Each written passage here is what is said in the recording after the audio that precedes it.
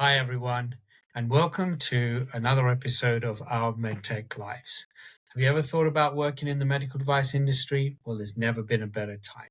And our podcast is designed to help you with inspiration, information you may need about either joining the medical device industry or progressing within the medical device industry. And today, we have a slightly different topic than something specific to the medical device industry, because today we're going to talk about how you transition between positions and how you find a new role.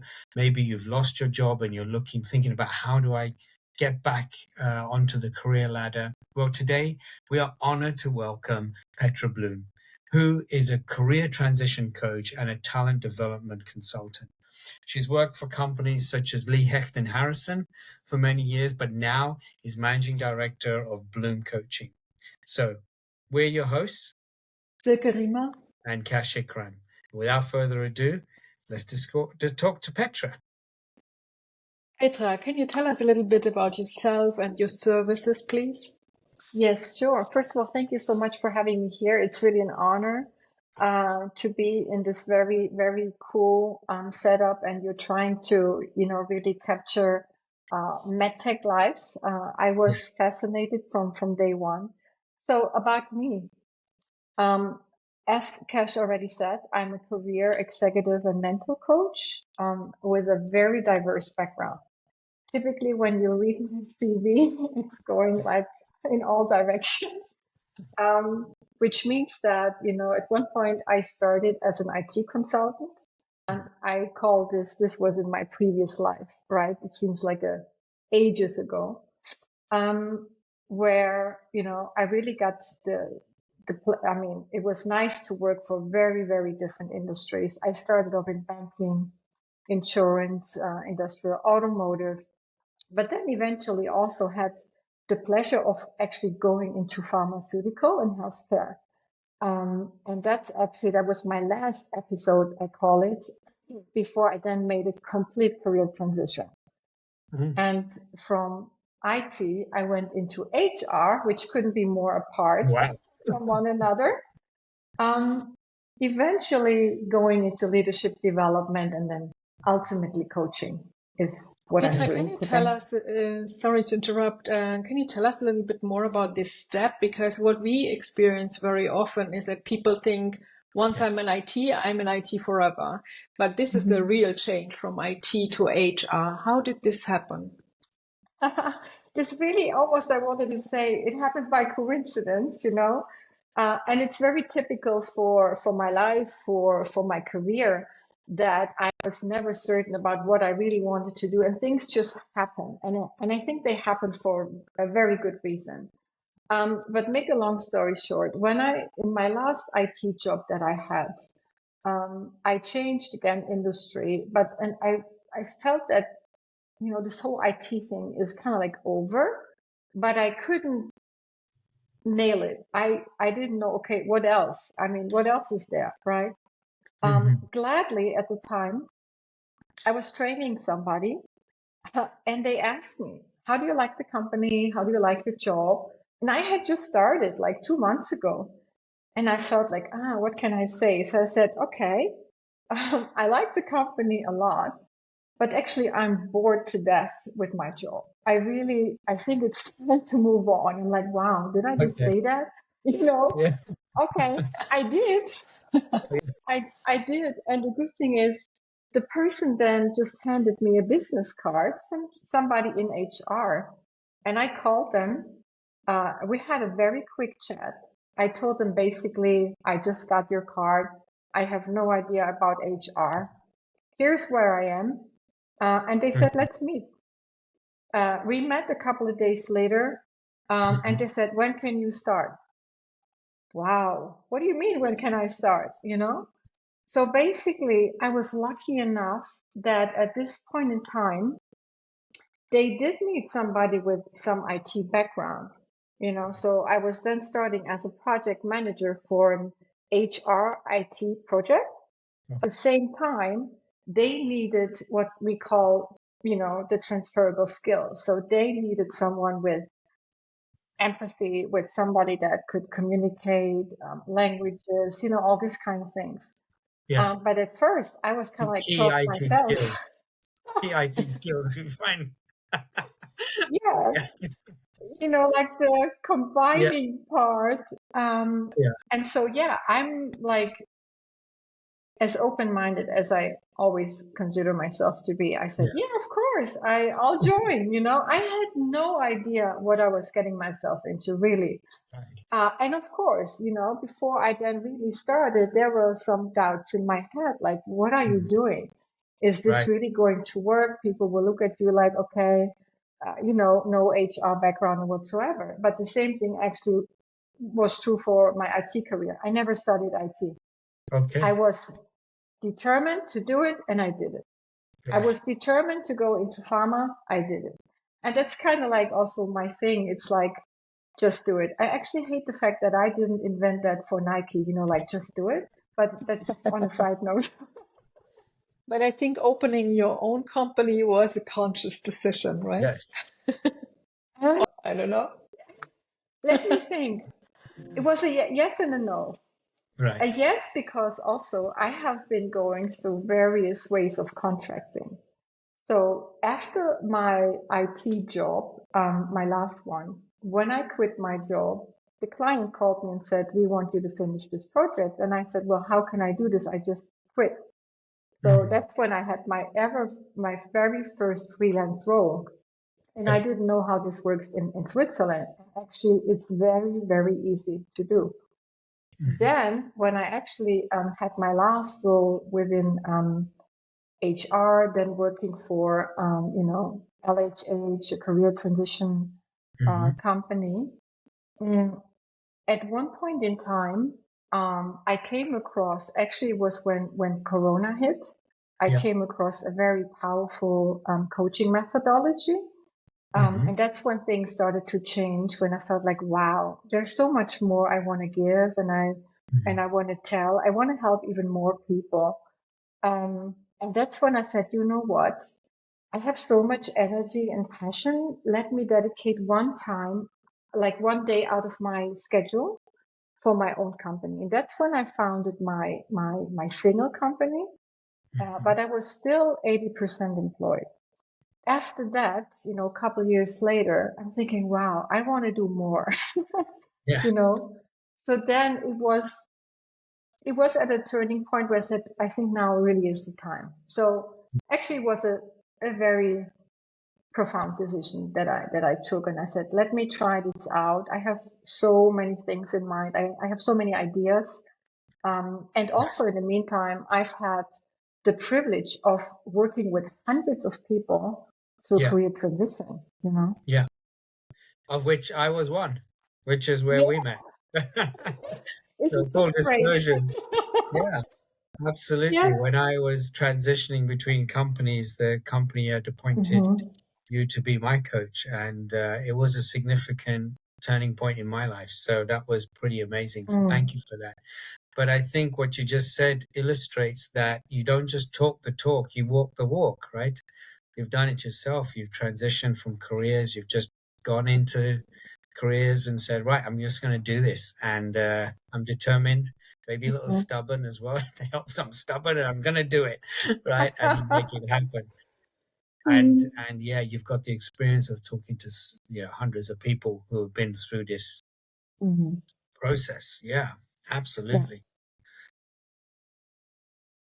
And I think what's also interesting is that it's not a hard change always, right? You can also have smooth transitions. It's not the one way or the other. You can also combine. And as you said, sometimes it's really easy, like in Switzerland, it's easy to do 20, 80%, 40, 60, whatever is needed. Yes. But when we come to the hard situation, and I think most of us went through it, it's always an emotional situation. And normally you are not prepared for the situation where you get laid off.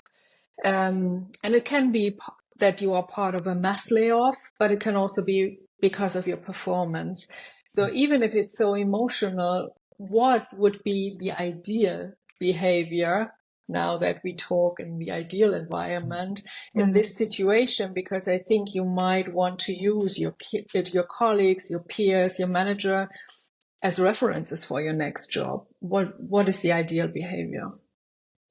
Well, I don't think there is like one ideal behavior because everybody's different. Everybody may be in a different situation also privately, you know.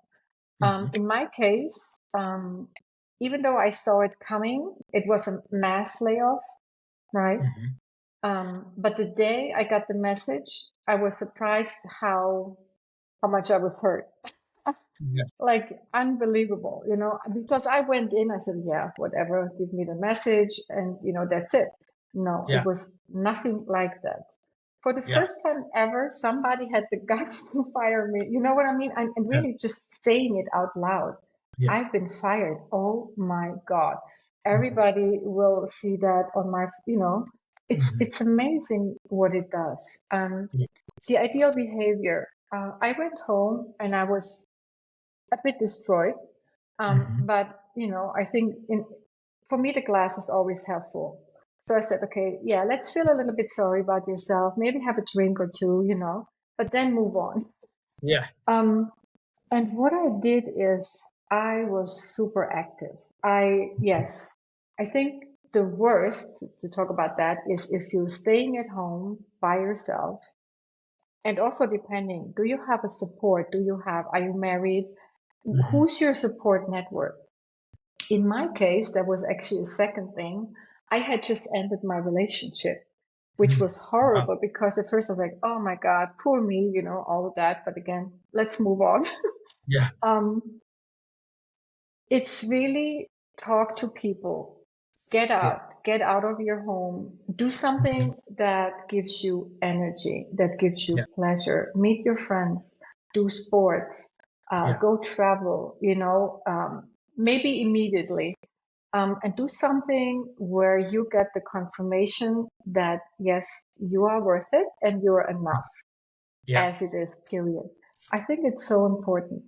On the other, sorry, just for this point, on the other side, I also experience people who got laid off in the morning and then at noon they call you already and say, can you help me to find another job? This is the other extreme. Would you recommend being so active for finding a new job already on that day? Actually, my experience has shown that actually most people have that negative self-talk in their head. And if there's one thing I wish I would have had back then, it's the tools I have now from my mental coaching to say, wait a minute, first of all, get clarity, get a clear head, because if you don't have a clear head, you may not even know where you want to go. And with this negative energy, it's not a good starting point, right? So try to get clear, at least, you know, maybe a day or two later, whatever. I mean, some people need a little longer to get that distance. And also it depends on whether you are still working or not, because some people still have to go back to work, which is even more difficult, you know. But let's say you are on garden leave and then you're home.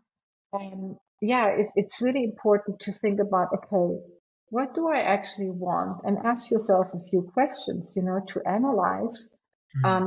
Because what I say is the very first thing that I do with everything that I work is to talk about the goal and get the goal straight. Because the worst what you want to do is you don't want to lose your time to actually start fishing in the sea rather than being clear, you know, what it actually is that you truly want. Yeah. This could be an opportunity, right? So Yes. I hear what you're saying. I've been through the process. A good friend of mine told me when I lost my job, don't panic. You're going to get another job, right? Relax. Bhavesh, shout out to Bhavesh Barot there. And then find someone you trust who you can vent to, right? And just let it rip.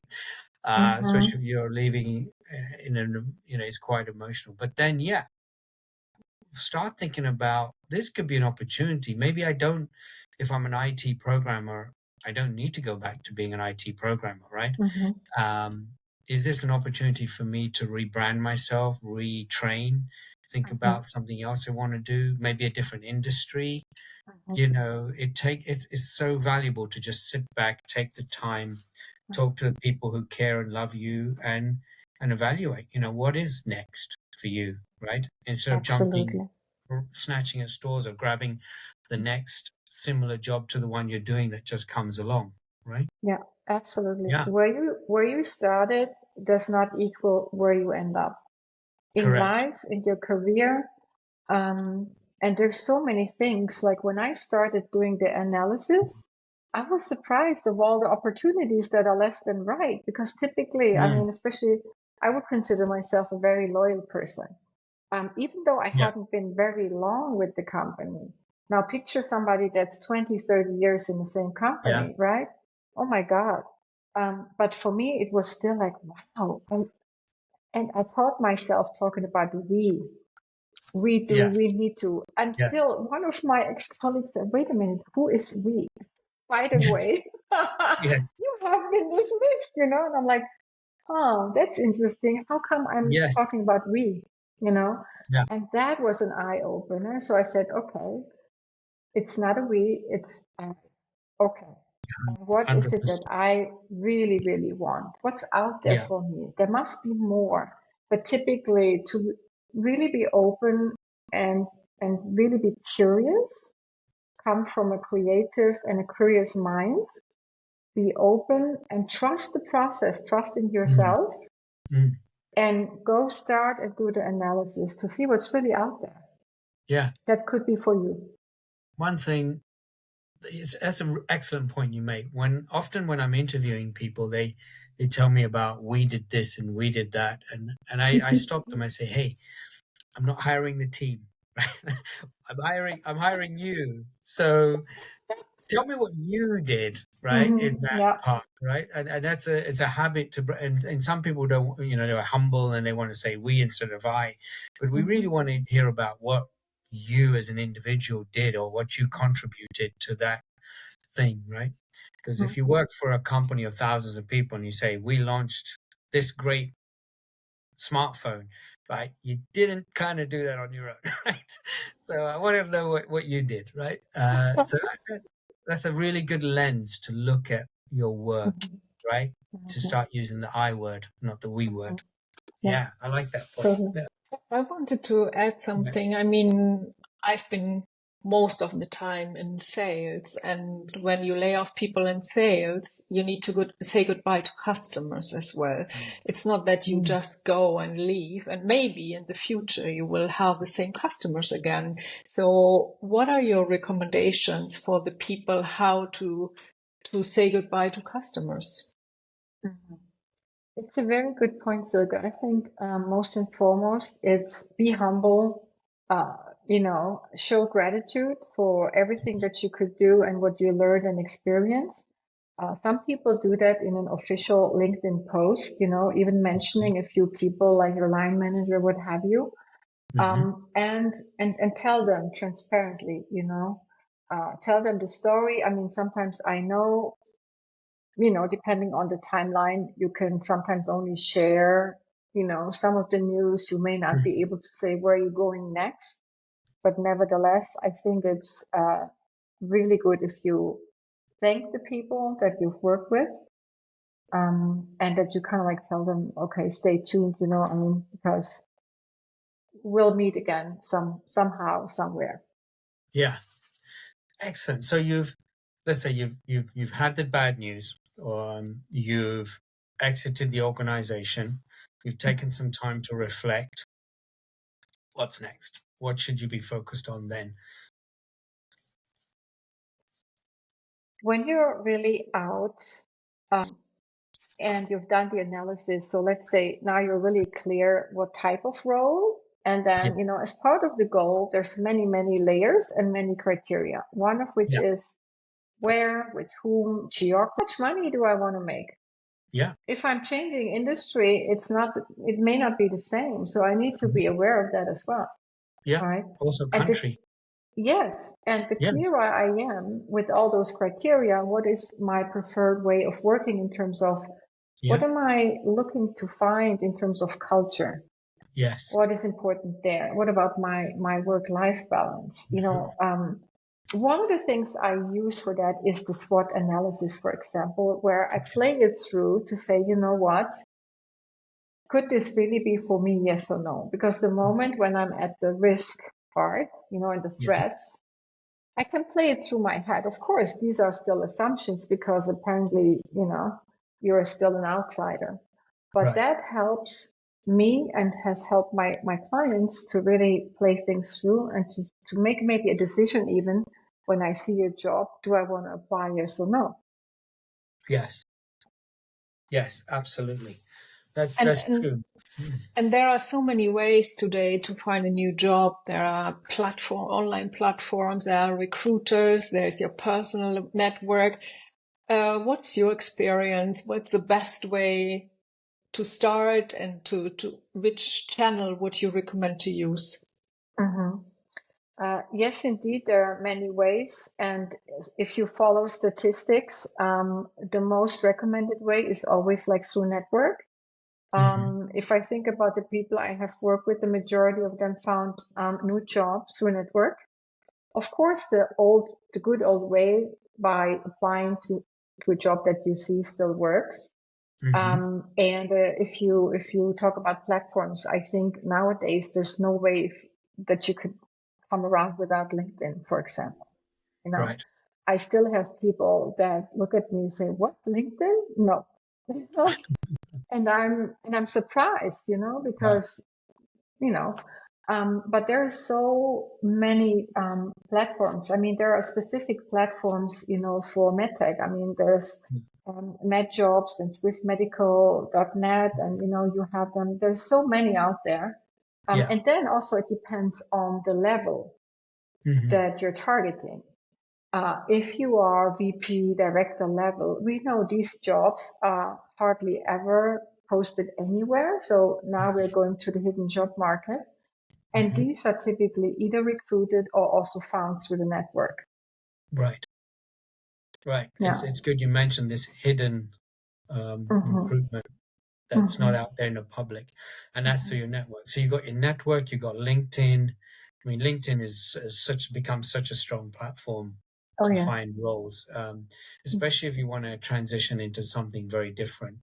And all the headhunters are on there as well, right? And Oh, then yeah.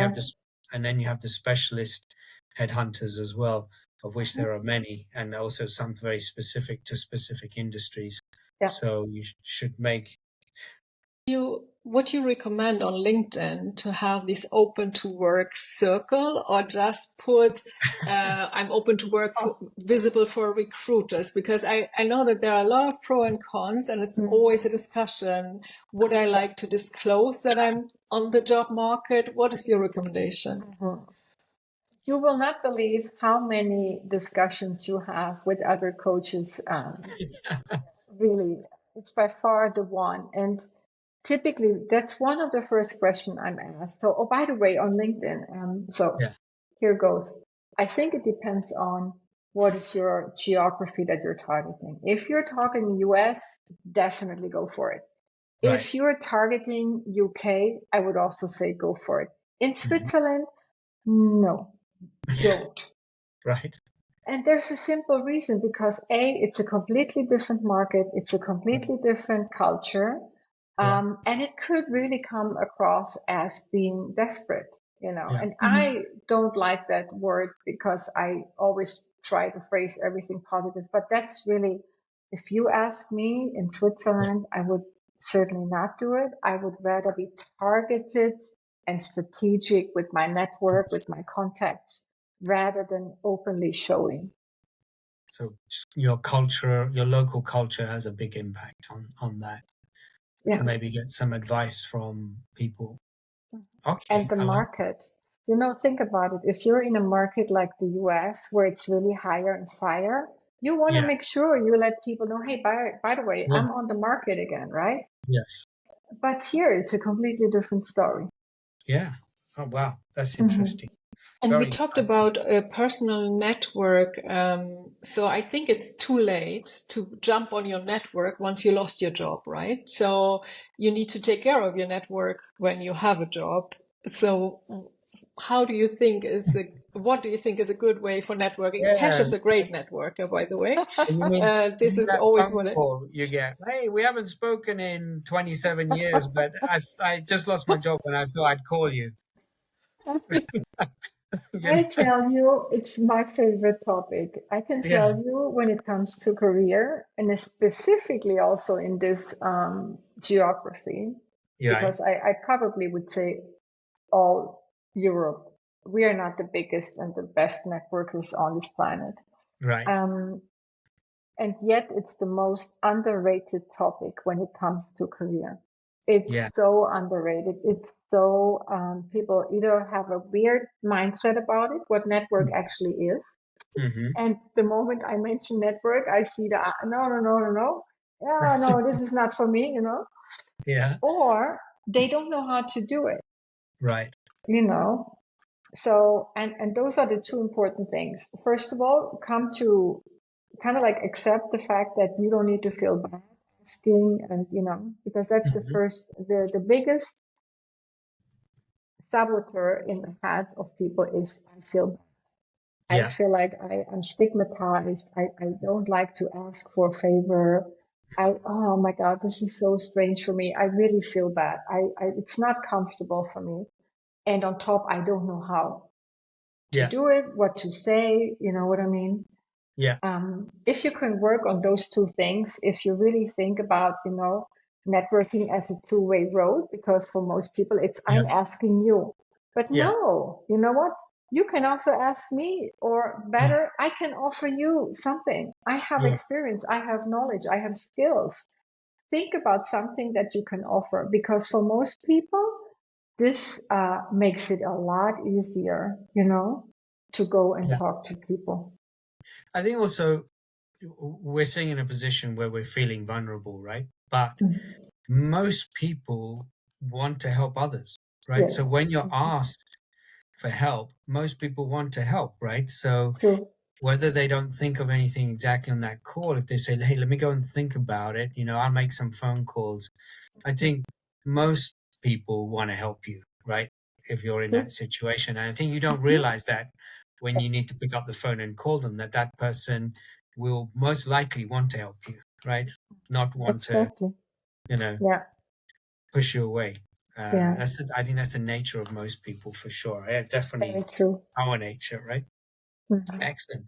So great. So you've got into your network. You've got some interviews lined up. You've been on LinkedIn. But you need to now present yourself, right? You need to, and maybe you haven't done this in many years, right? Maybe your LinkedIn profile is 4 lines, right? And your CV is written on the back of an envelope somewhere, right?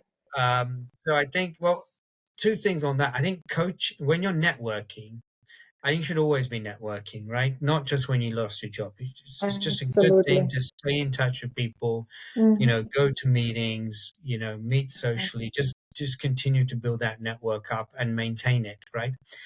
And also when it comes to when I've achieved something or something good happens or I want to in my career there's a significant event. I like to pull up my CVs on my computer. I pull it up, I make a note, right? It doesn't have to be pretty, just a note. Takes less than a minute, and then I save and I close it. But I, that's better than, in 3 years' time, I need to update my CV, sitting there thinking, oh, what have I Mhm. been doing for the last 3 years? And what did I achieve? And then you forget a lot of great Oh, stuff that yes. could have been Mhm. done. So it's always a good idea, I think. I always Mhm. tell people constantly update your CV. When we do something in the company that's great, you hit your sales target, you came second in Europe for such and such, Mhm. open up your CV and make a note, right? Yeah, very good point. I think Yeah. that's a very good way of keeping up to date. And just quickly going back to the networking, I mean, if you Yeah. think about it nowadays, it's also some sort of my responsibility that with network, not only do I expand my network, with people, but also this is the way that you can stay up to the latest and greatest in your industry, in your job. Yes. And that is in my eyes, it's a responsibility. You know what I mean? So when you Yes. network, you can actually do both. And as part of networking, also when you learn something new, when you come across another methodology, that would be something you could also put in your file, to Yes. say, you know what? Oh yeah, here's something that I've learned today. Let me make sure I capture it and, not to lose it again. Yeah. Excellent. Excellent. Mm-hmm. But then it comes the hardest part, right? You have to sell yourself, right? Oh, That's and oh. for some reason I find that easy, but I know that most people don't, right? I could talk about myself for the next 3 hours, and those people listening to this podcast, I will not do that to do you a favor. But for most people, it's difficult, right? Yeah. Yeah, Mm-hmm. and Mm-hmm. and this is where I think someone like yourself, a career coach, is worth their weight in gold, right? Where they are better able to help you get this stuff out of yourself, right? But let me, how do you go about helping someone to sell themselves?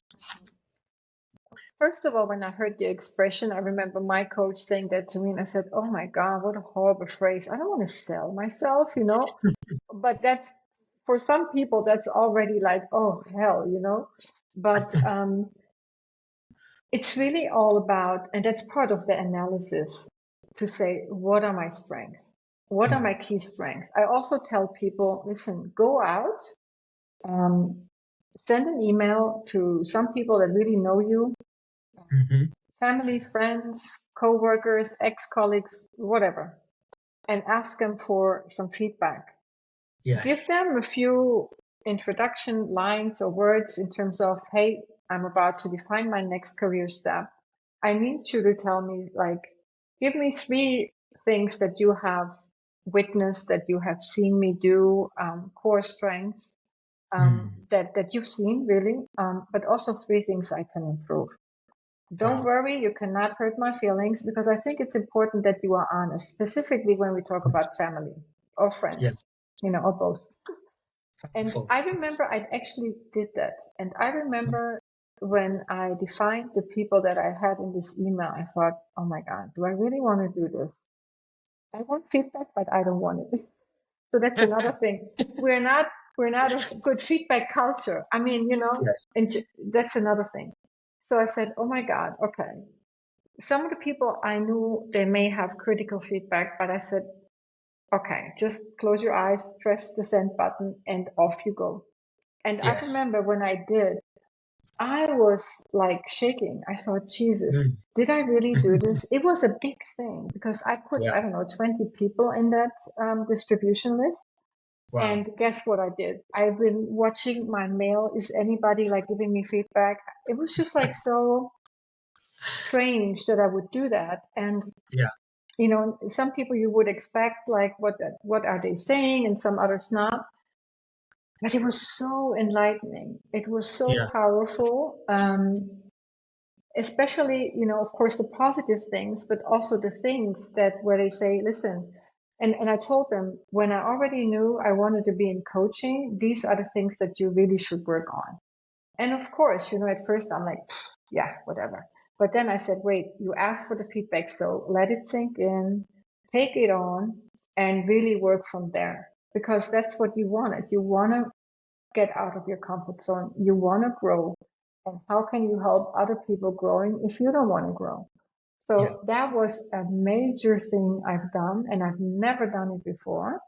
And I still have all the feedback that I've gotten back then. And it was really Oh, wow. great from ex-line managers, family, friends, and what have Yes. you. And the cool thing is, if you have a very diverse group, but yet they see the same Yes. quality or strength in you, and that's just amazing. Yes. And often, you've grown, right? So in the last 5 years, you're a different Mm-hmm. person to what you were before, Mm-hmm. but you don't notice it. It's Mm-hmm. other people who know you now, right? You know yourself Mm-hmm. Mm-hmm. well. So you're getting a snapshot of who you are now, whereas in your mind, your schema Mm-hmm. may be of who you were a few years ago. And there are skills Exactly. that you portray, that you're stoic, that you consider, that Mm-hmm. you're very quick to you take in a lot of data very quickly and process it. Maybe Mm-hmm. that's something that you don't notice, but others notice about you. Yeah, where you're real problem solver. It's Very fascinating true. exercise to do that, right? Absolutely. To get a feeling, how do you see yourself and how's everybody else seeing you? Because Yeah. apart from networking, I always work on what's your reputation? Yeah. Because it's Okay. very closely tied to one another. Yes. And you want to know whether you are looking internal or external. If you don't know Yeah. what people are saying once you leave the room, you know what I mean? And Yeah. what do you want to be known for? That's when I coach, asked me that question the first time, I was like, oh my Yeah. God, so many things actually. Yeah. But Silke, then, what do people say when I leave the room? I can't share in this podcast. Okay, we'll discuss this offline. yeah, so cool. Brilliant. Yeah, so Mm-hmm. great.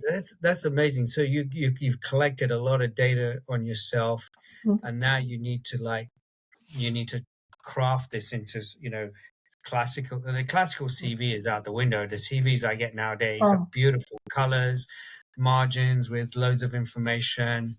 I feel very out of date when I see these CVs coming in these days, right? It's become a science. well, yeah, Yeah, yes, very true. And the thing is that I don't know if you heard about these so-called ATS systems, which right, is awful because exactly then you cannot have the nice colors and the nice right, layout, but you have to use what I call the boring one.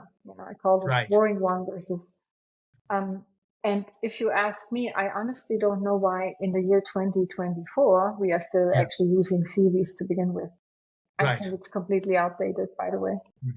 How right, would you start then? Um, First of all, I think the majority, not everybody, but most people are on LinkedIn. And everybody, what do they do? They go, oh, let me check out their LinkedIn profile, right, right, Actually, when I was in the job search back then, when I was networking, there was a very smart guy in IT.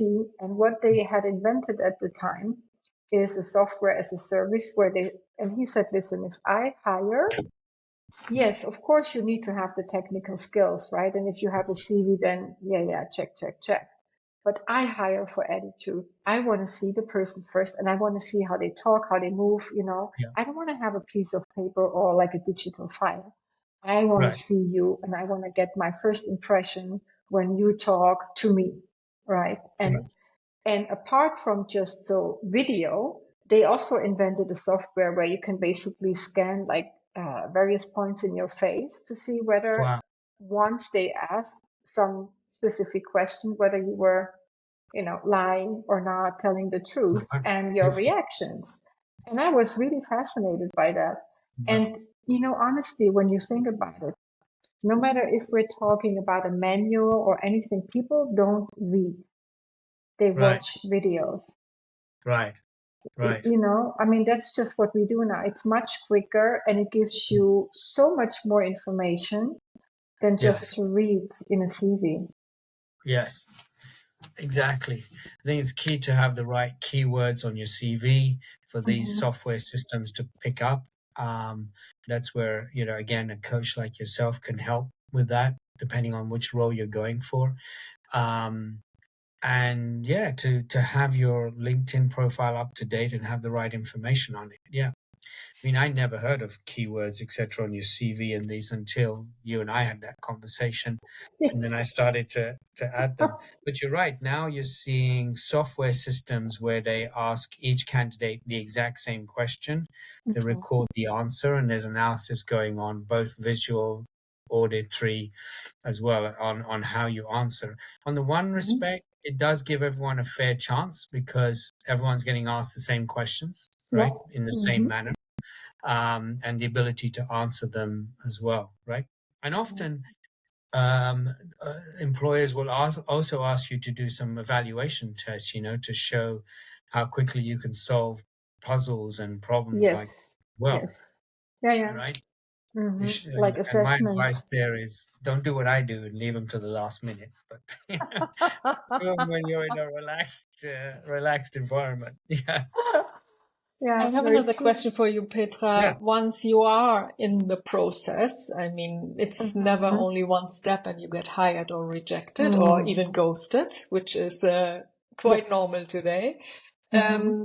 But I think you need to be quite patient between steps. But imagine you don't get a response. So how Mm-hmm. patient is too patient, or how Uh-huh. ambitious is too ambitious? What would you say? Yeah. So first of all, I think it depends on the role and the company. And what I tell all of my clients is, look, when you're in your first conversation with somebody, ask what are the steps to expect. If I know that there are 6 rounds, I know I have to be patient altogether. You know what I mean? If I know that there are only 2, then maybe I'm a bit more relaxed. And if I pass the first one, okay, there's one last coming. So that is a big difference, right? So if you know what to expect and ask, right? And is there an assessment, a business case involved, or what's to come, so I can already prepare. Now, let's say, they told you there are like 3 rounds of interviews with various people. And they tell you, okay, we're going to get back to you. That's typically what happens, right? Yeah, you hear from us next week, and then nothing happens. Oh Yeah. my God, right? Yes. And it really has a toll on you mentally because Yeah. I think after a week or 2, I would very, very nicely, get back to them and say, hey, just wanted to see where we are. But also, instead of just asking what the status is, what I suggest all of my clients is, you know what? First of all, after the first step, whether it's online or not, Mm-hmm. thank the person for their time. And then when you follow up, do a small recap. Take Mm-hmm. 1 or 2 points that are Okay. part of your very specific role that you maybe touched upon, Right. and recap. Remember we talked about that, and remember I told you I could do that and increase the sales or decrease this blah blah blah, blah, right? Cost, Mhm. and mention 1 or 2 of your key skills again and recap, Yes. because that will help them, right? Right. Instead of just asking, hey, how's it, what is the status, basically. Yeah. Yeah. Absolutely.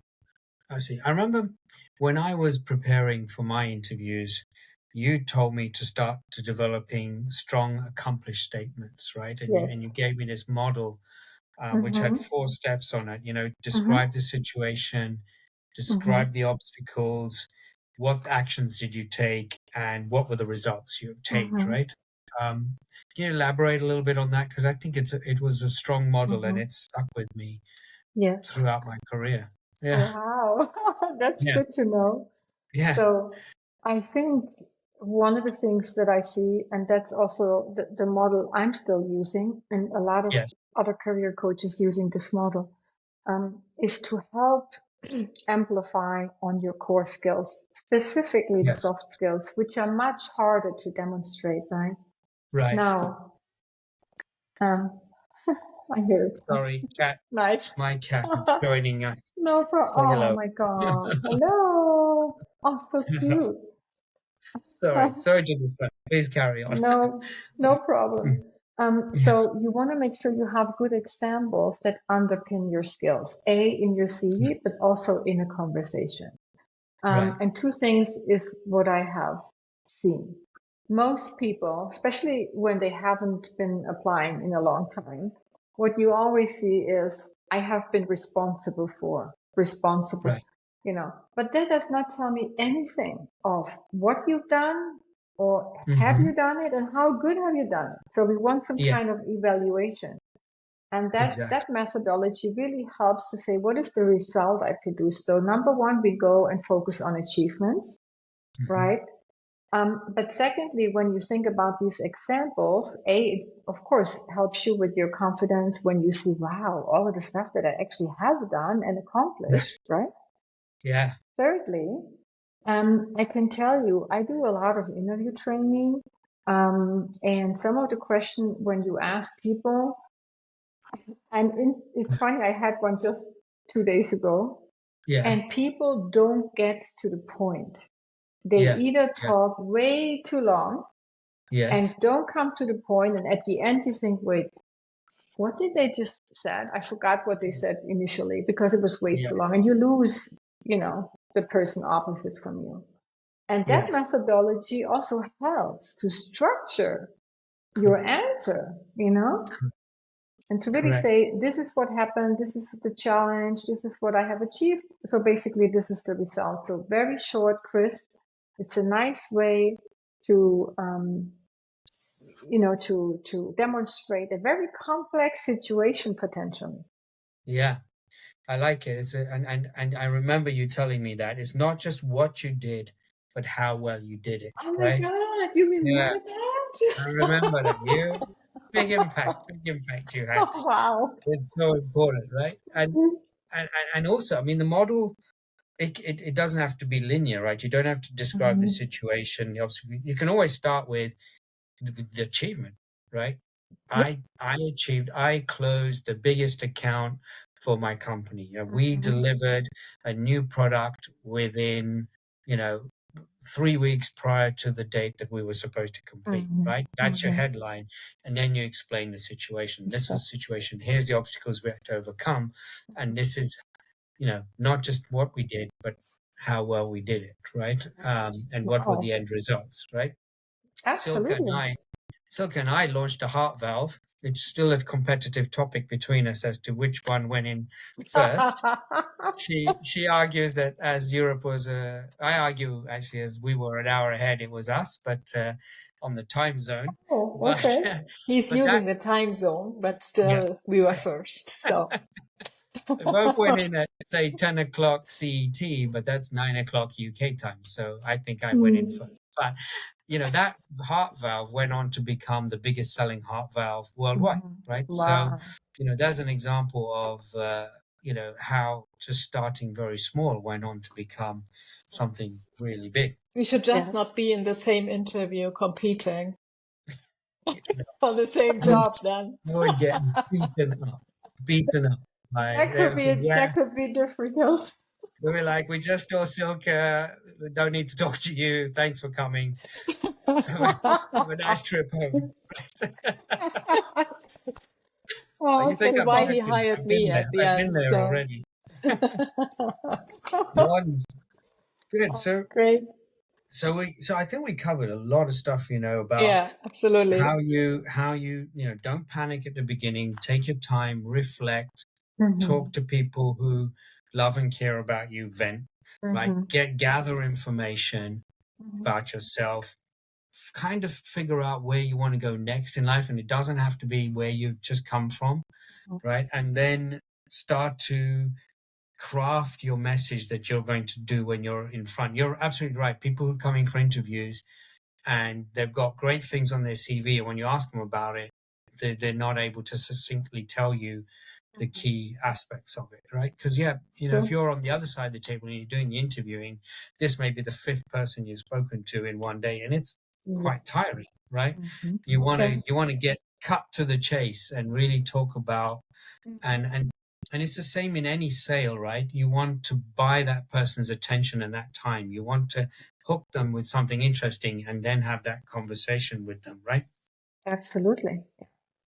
100%. And be able to analyze what is it that people are looking for in that role.